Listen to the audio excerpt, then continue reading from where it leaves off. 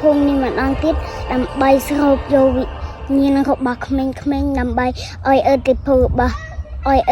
លរបស់យើងកាន់តែខ្លាំង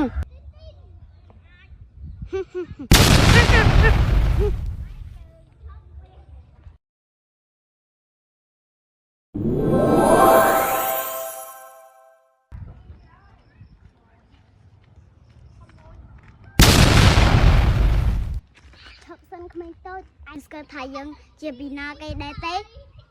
ហើយឲ្យយើងដើរស្គាល់គេគ្រប់គ្នា